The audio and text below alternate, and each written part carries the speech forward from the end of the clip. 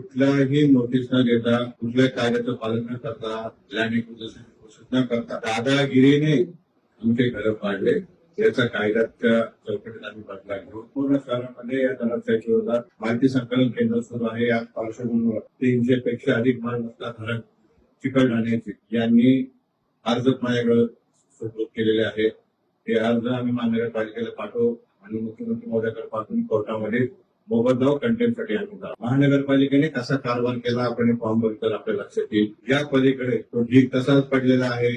या ठिकाणी त्रास होत आहे नागरिकांना. याची कुठलीही जबाबदारी महानगरपालिका उचलत नाहीये.